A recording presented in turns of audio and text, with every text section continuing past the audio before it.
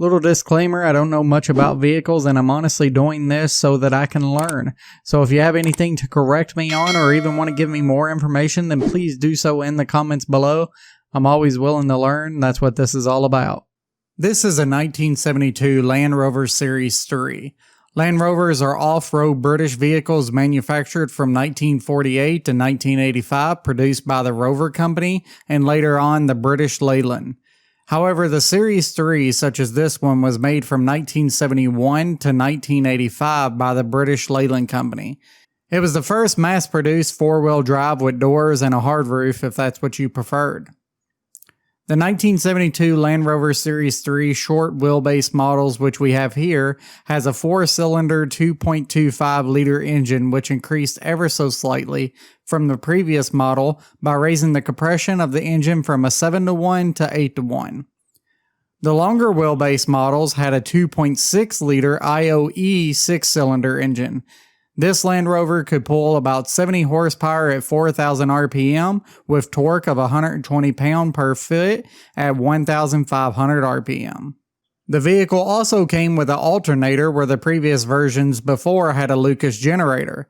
The 1972 Land Rover came with configurable options as well since it was designed for off-road use, such as the fuel tanks could be fitted under 3 locations: under the driver's seat, under the passenger seat, or under the rear compartment.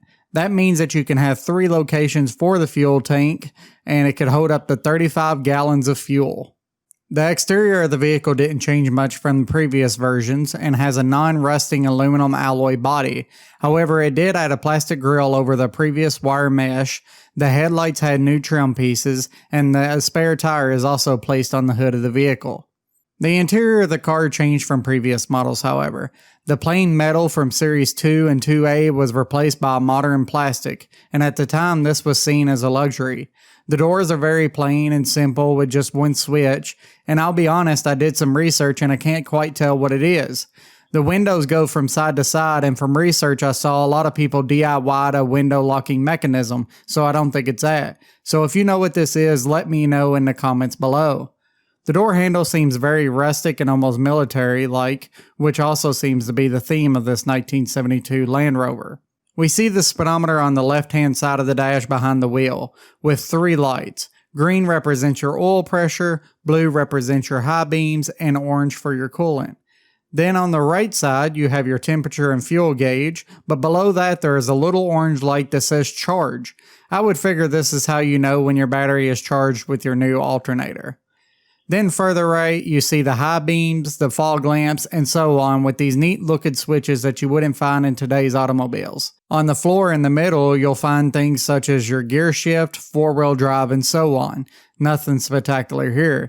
You also notice above the dash, you will see the plates telling you about the make and model of your new 1972 Land Rover. And if we go around the back, we see a very plain back seat area with 2 bench seats on either side. Or if you like, you can actually replace one of the seats with a water tank with those configurable options.